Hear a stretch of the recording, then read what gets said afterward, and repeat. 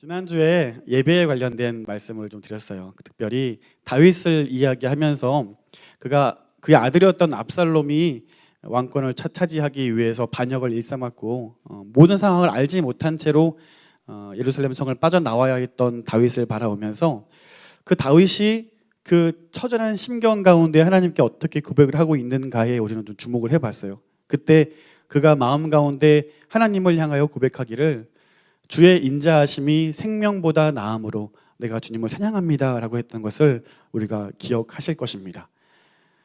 그는 잃어버린 그 왕권을 되찾기 위해서 하나님과 협상 테이블에 앉지 않습니다. 또 병사를 모으거나 그 왕권을 되찾기 위해서 하나님께 불평의 마음을 제시하지도 않습니다. 아주 가난한 마음이 되어서 하나님을 찾고 하나님을 구합니다. 그래서 결국 맞닥뜨린 은혜가 뭐냐면 내 왕권도 내 생명도 주님의 은혜에 비하면 아무것도 아닙니다라는 고백을 그는 하게 됩니다. 예배로 나아갑니다. 모든 것보다 귀하신 주님을 구합니다. 이것이 다윗의 고백이었고 오늘 예배하러 모인 저와 여러분의 마음의 고백이 될 수 있기를 간절히 소원합니다. 오늘 우리 사부 예배, 청년부 예배를 통하여서 오늘 다윗과 같은 고백이 우리에게 있기를 바라요. 여러분에게 가장 귀한 것이 무엇입니까? 여러분의 가장 소중한 것이 무엇입니까? 마치 다윗이 그 면류관을 벗어서 하나님께 드리고 하나님이 최고십니다. 하나님이 나의 왕이십니다 라고 고백하는 것처럼 오늘 이 시간 여러분의 가장 소중한 것을 내어놓으시고 하나님의 은혜면 족합니다. 하나님의 은혜가 가장 먼저입니다. 이러한 고백과 마음으로 저와 함께 더욱 예배로 깊이 나아갈 수 있게 되기를 간절히 바랍니다. 여러분 오늘 시편 104편, 105편 그 중간 부분을 읽어보셨는데 저는 이 본문을 보면서 다윗의 시가 계속 떠올라요. 계속 생각이 납니다. 왜냐하면 여러분 말씀을 읽어보실 텐데 105편 4절 말씀 105편 4절 우리 한 목소리로 읽어보겠습니다. 시작.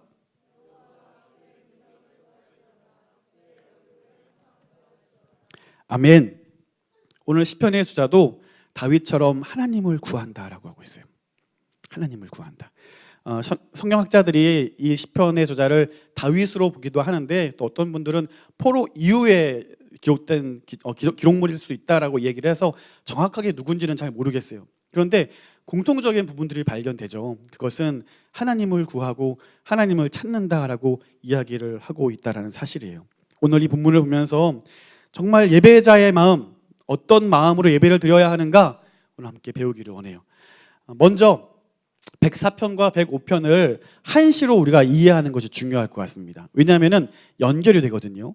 104편 내용을 여러분 쭉 보시면 하나님께서 이 세상 만물을 창조하시고 어떻게 운행하시는가에 대한 이야기를 쭉 진술하고 있어요. 하나님이 이렇게 일하시고 어떤 분이시고 그런 내용들을 쭉 다루고 있어요. 그리고 나서 오늘 읽었던 이 본문을 통하여서 이러한 하나님을 찾습니다, 예배합니다라고 이야기한 다음에 105편 뒷부분을 쭉 읽어보시면 천지 만물을 창조하신 그 전능하신 하나님께서 우리 이스라엘 백성들을 어떻게 인도해 오셨는가에 대한 찬송을 드리고 있는 거예요. 그러니까 연결을 하고 있는 거죠. 마치 다윗이 그 가장 괴롭고 힘들 때 엘로힘, 전능의 하나님을 외치는 것처럼 천지 만물을 창조하신 우리의 하나님 아버지께서 우리 이스라엘 민족들을 이끄시고 인도하시는 하나님이십니다로 연결하고 인도하고 있는 거예요. 나아가서는 그 하나님이 나의 하나님이다 라고 고백하는 거죠. 자, 이 가운데에 우리가 말씀 한 구절 더 보실 텐데 31절 말씀 104편 31절 말씀 우리 한 번 더 읽어보겠습니다. 시작.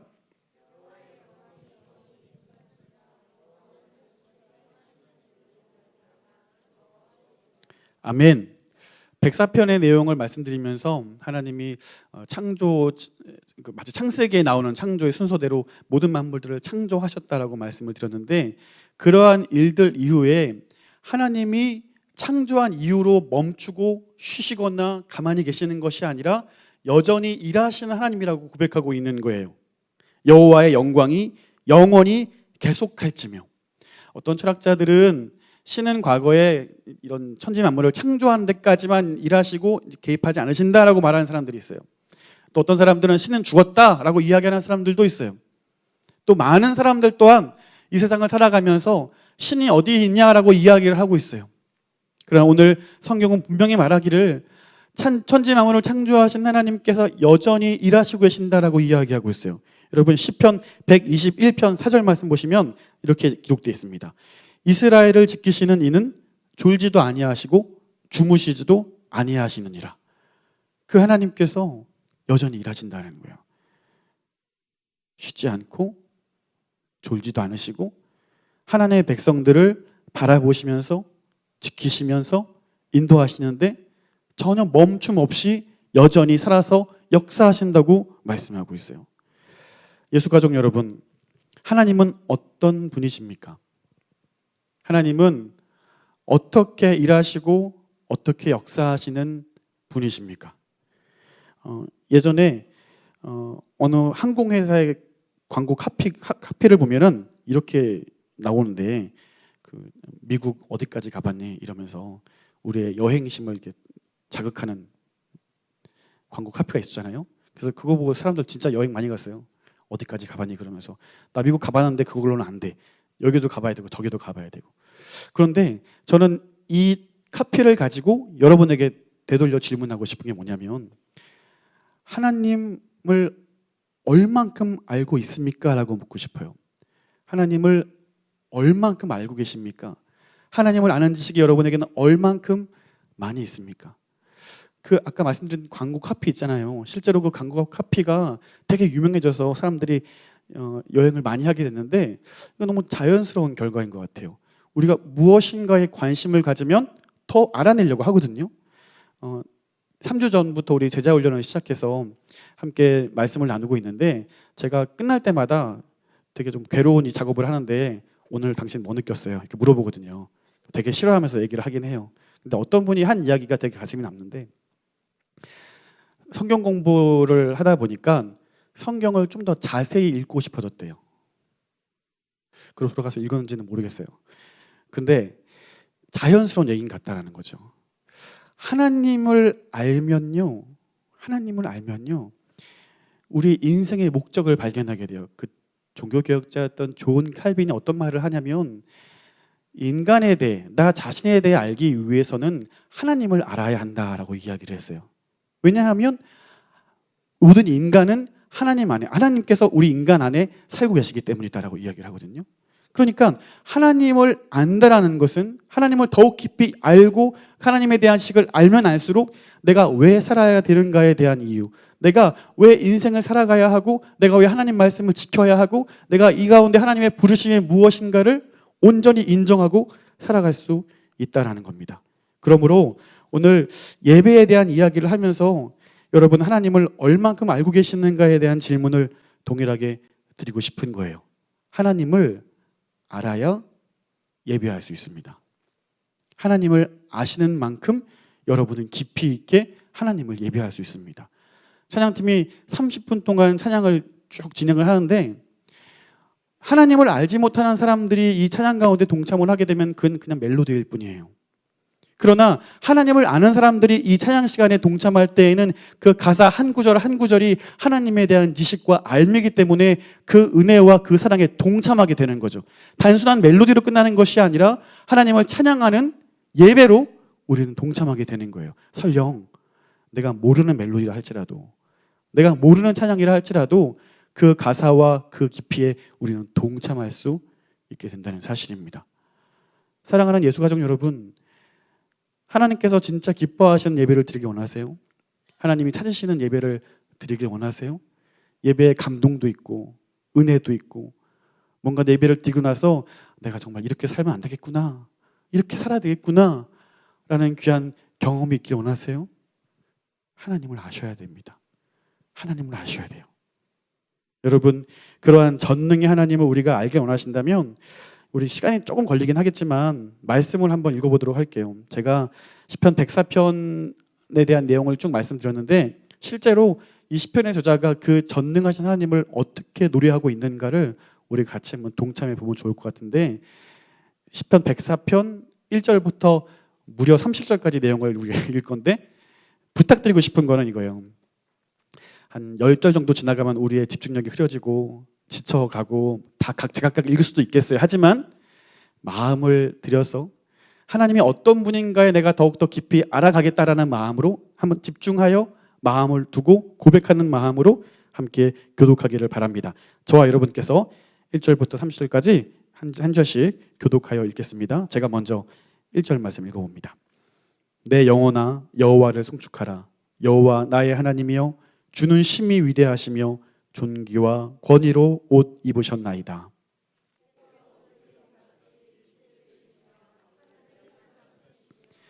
물에 자기 누각의 들보를 얹으시며 구름으로 자기 수레를 삼으시고 바람 날개로 다니시며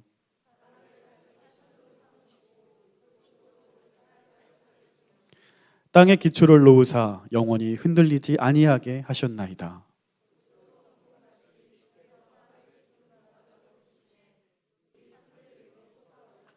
주께서 꾸짖으시니 물은 도망하며 주의 우레소리로 말미암아 빨리 가며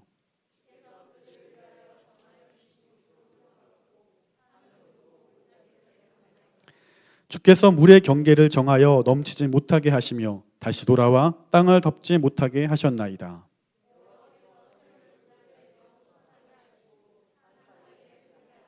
각종 들짐승에게 마시게 하시니 들나귀들도 해갈하며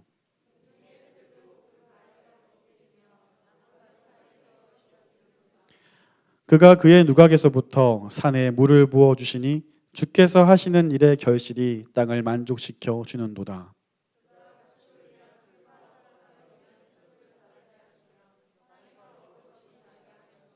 사람의 마음을 기쁘게 하는 포도주와 사람의 얼굴을 윤택하게 하는 기름과 사람의 마음을 힘있게 하는 양식을 주셨도다.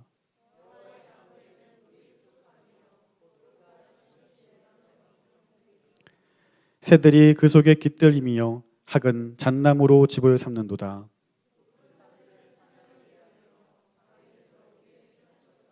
여호와께서 달로 절기를 정하시며 해는 그 지는 때를 알도다.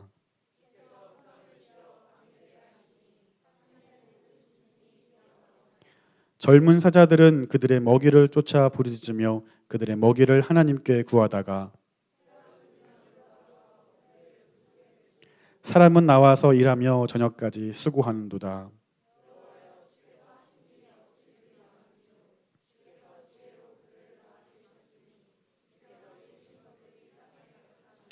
거기에는 크고 넓은 바다가 있고 그 속에는 생물 곧 크고 작은 동물들이 무수하니이다.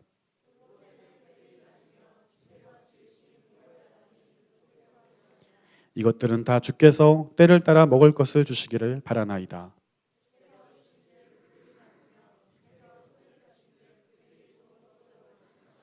주께서 낯을 숨기신즉 그들이 떨고 주께서 그들의 호흡을 거두신즉 그들이 죽어 먼지로 돌아가나이다. 주의 영을 보내어 그들을 창조하사 지면을 새롭게 하시나이다. 아멘. 하나님이 행하신 일, 하나님이 행하시고 있는 일, 하나님이 쉼 없이 역사하시는 일, 우리는 함께 고백해 보았습니다. 이 하나님을 오늘 시편의 저자는 멈춤 없이 끊임없이 하나님을 찬양하고 있어요. 33절 말씀 보시면 나의 평생에 여호와께 노래하며 나의 생존한 동안 내 하나님께 찬양하리로다. 아멘. 이유가 있어야 찬양하죠. 이유가 있어야 칭찬하죠. 아무 이유 없이 칭찬할 수 없고 아무 이유 없이 예배할 수 없어요. 그분이 우리가 들어서 어떤 하나님이시고 어떻게 일하시고 어떤 역사를 이루어 가시는지 들어서 아는지는 모르겠어요. 그러나 그 하나님이 나의 하나님이 아니라면, 내가 예배할 수 있는 분이 아니라면, 내가 마음으로 믿어 인정하지 못하고 그분께 나아가지 못한다면 이러한 모든 것들이, 모든 모양이 있다 할지라도 온전히 예배할 수 없다라는 거예요. 오늘 시편의 저자는 백사편 모든 말씀들을 통하여서 찬양받기 합당하신 하나님의 이름을 높이고 있어요. 최대한 기억하고 있어요. 최대한 기억하는 거예요. 하나님이 어떤 일을 하셨는지, 어떻게 역사하시는지. 그래서 그는 하나님을 찬양하리로다 고백하고 있어요. 그리고 두 번째 반응으로 34절 말씀, 이건 여러분이 한번 읽어보시겠습니까? 34절 시작.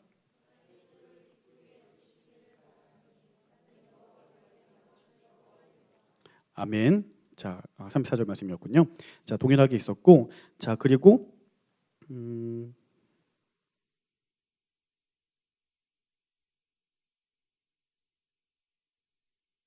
네, 33절 말씀과 34절 말씀인데 제가 좀 혼동을 했는데요.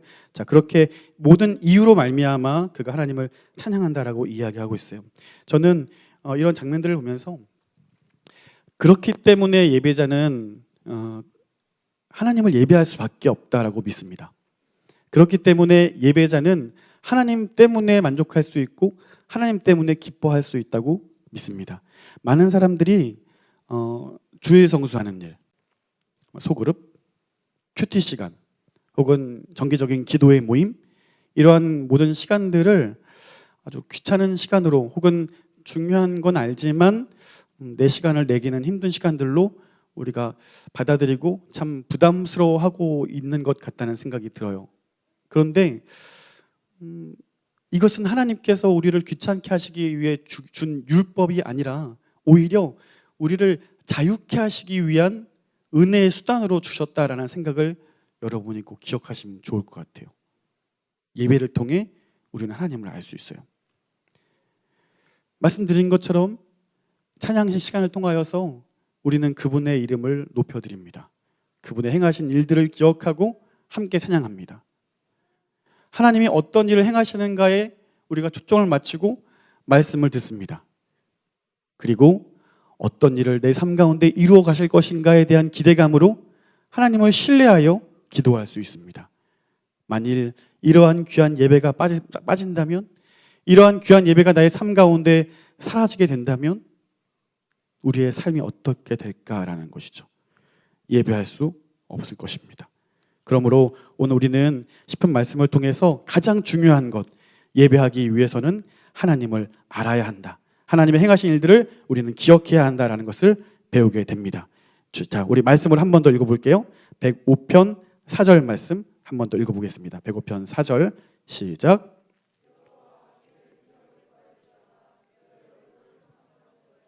아멘. 자, 어쩌면 이 말씀이 오늘 주제의 말씀일 수도 있겠고요. 예배자의 모습일 수도 있겠다라고 말씀드립니다. 그는 구합니다. 먼저 무엇을 구하냐면 하나님과 그의 능력을 구한다라고 말씀하고 있습니다. 기억하셔야 될 건 그는 자신의 삶의 문제를 순식간에 변화시켜줄 만한 어떤 기적 같은 능력을 구하지 않아요. 그는 먼저 여호와 하나님을 구합니다.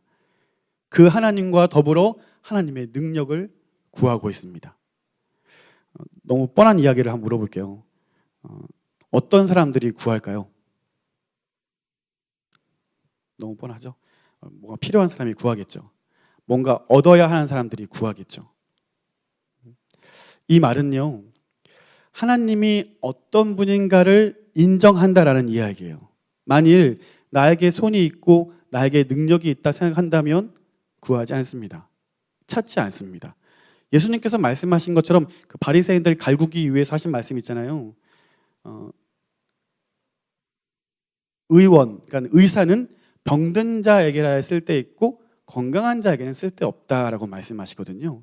그러니까 자기들이 건강하다고 생각하니까 주님을 찾지 않는다라고 얘기하는데, 마찬가지 우리가 주님을 구한다라고 했을 때 주님 나는 약합니다라고 인정하는 사람이 주님을 찾을 수 있다라는 거예요. 많은 부분 알고는 있지만 하나님을 찾지 않아요. 내가 할 수 있다 생각하여 하나님께 구하지 않습니다. 그리고 오히려 그것을 해결하기 위해서 많은 방법들을 동원하여 문제를 해결하려고 합니다. 하나님께 묻지 않습니다. 하나님께 구하지 않습니다. 저는 오늘 말씀을 통해서 여러분에게 당부하고 또 권면드리고 싶은 건 뭐냐면, 전능하신 하나님 아버지 앞에서 약하십시오.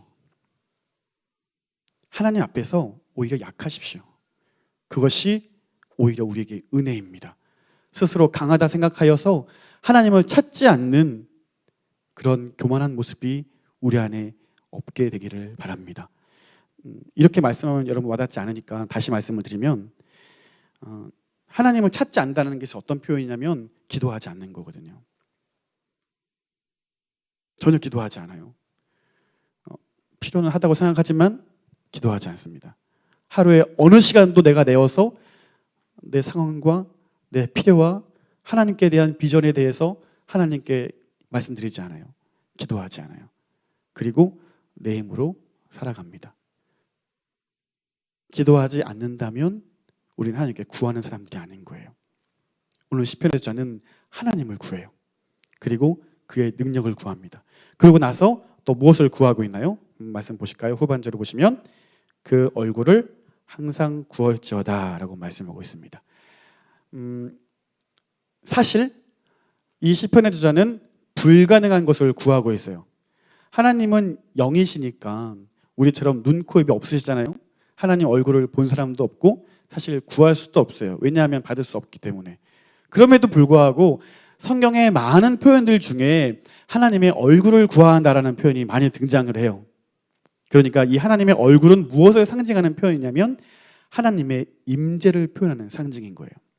하나님의 현현, 하나님의 임재, 하나님 안에 살아가는 삶, 하나님의 앞에서 살아가는 삶, 그것을 상징하는 단어가 바로 하나님의 얼굴이라는 거예요. 여러분들께서 눈여겨보셔야 될 것은 뭐냐면 이 시편의 저자가 하나님의 얼굴을 구하는데 어려울 때만 구하나요? 잠깐 구하나요? 정말 뭐가 필요할 때만 구하나요? 그렇지 않아요. 항상 구한다라고 이야기를 하고 있어요. 히브리어 원어를 보니까 이 항상이라는 단어가 중단 없는 거, 멈추지 않고 계속 쭉 밀어붙이는 거에 대한 이야기예요. 그때그때마다 마음이 변해서 이렇게 퐁당퐁당 하는 게 아니라 내가 부하든지 부하지 않든지, 내가 건강하든지 건강하지 않든지 항상 매일매일 구하는 거예요. 이 단어가 또 어디에 쓰이냐면 하나님께서 이스라엘 백성들에게 율법을 주실 때 너희는 이 향이 하루도 꺼지지 않게 하라 라고 명령하실 때에 이 매일이라는 단어에 쓰이거든요. 그러니까 하나님께 매일 드리는 그 번제, 하나님께 매일 제사하는 그 제사에 대해서 표현할 때 이 항상이라는 말을 쓰는데 우리가 찾고 구해야 할 것은 매일매일 빠짐없이 구해야 할 것은 하나님 자신이라는 거예요. 많은 그리스도인들이 하나님의 능력을 구하고 갑작스러운 나의 삶의 변화를 구하는데 성경은 언제까지나 우리에게 요구하고 있는 것은 하나님을 구하라라는 것이거든요. 여러분 잘 아시는 것처럼 하박국 선지자의 고백을 기억하십니까? 그가 만족하고 그가 즐거워하는 이유는 무엇입니까? 장사가 잘 돼서, 그 해에 풍작이 돼서, 그 해에 외양간에 송아지들이 많아서, 아니 오히려 이 모든 것들 다 없다 할지라도 여호와 때문에 자기는 만족하다라고 이야기하거든요. 무너진 예루살렘의 성벽을 재건한 이후에 느헤미야가 많은 이스라엘 백성들을 불러 모아놓고 하는 이야기가 뭐냐면 여호와를 기뻐하는 것이 너희의 힘이다라고 이야기를 하거든요. 여호와를 기뻐하는 것이 너희의 힘이다. 사랑하는 예수가족 여러분, 오늘 예배 두 번째 시간을 여러분과 함께 나누면서 우리가 진정한 예배자가 되기 위해서 우리는 하나님을 깊이 알아야 한다라고 말씀드립니다. 그 마음가짐으로 오늘 시편의 저자는 하나님을 항상 찾는다라고 얘기하고 있어요. 구한다. 여호와의 능력, 그의 얼굴, 매일매일 구한다라고 이야기하고 있습니다. 오늘 제가 말씀드리는 이 예배는 우리가 일주일에 한 번 모여서 함께하는 이 공예배만을 의미하는 건 아닐 거예요. 우리 매일매일 삶의 예배입니다. 우리가 살아내야 하는 삶의 예배입니다. 하나님은 그 예배를 여러분에게 원하셔요. 그럴 수 없는 상황 가운데도 내 면류관을 벗어서 하나님께 드리는 그 삶의 태도와 예배의 자세를 하나님은 요구하시는 겁니다.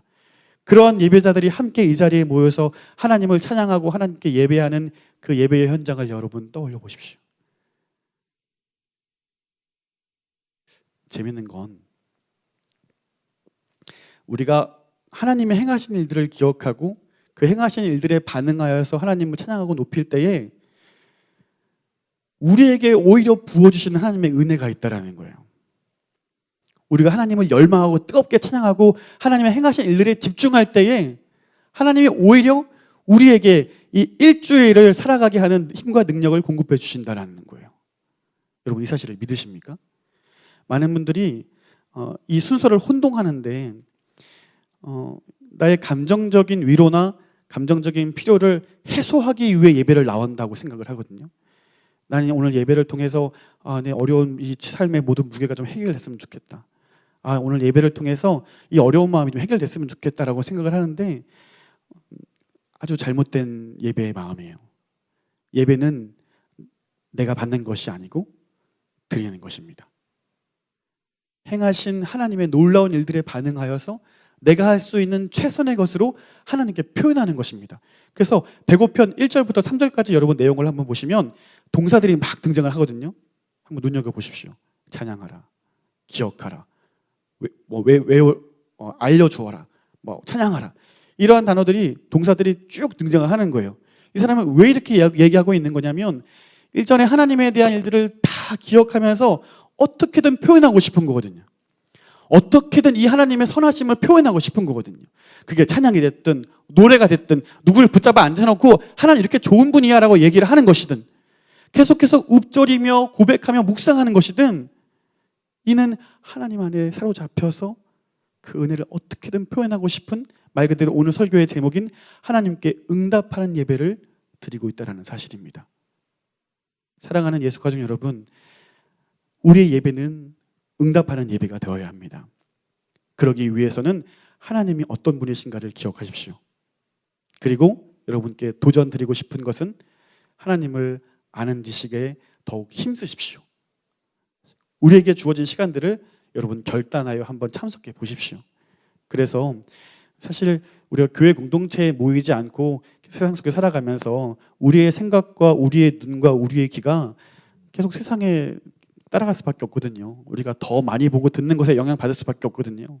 그러나 우리가 이런 것들을 과감하게 좀 절단하고 하나님을 내가 더욱 알기 원한다, 하나님께 더욱 가까이 나아가기 원한다, 이러한 마음으로 여러분의 시간들을 한번 사용해 보십시오. 여러분이 하나님을 알면 알수록 여러분의 예배는 깊어질 겁니다. 여러분이 하나님을 알면 알수록 하나님은 여러분의 마음 가운데 만족이라는 아주 강력한 것을 여러분에게 심어 주실 것입니다. 그래서 히브리서 기자가 이야기하는 것처럼 세상에 감당치 못하는 세대, 믿음으로 그 모든 것들을 감당했던 그 믿음의 세대가 오늘 이 시대에도 여전히 살아가고 있다는 사실을 기억하셔야 돼요.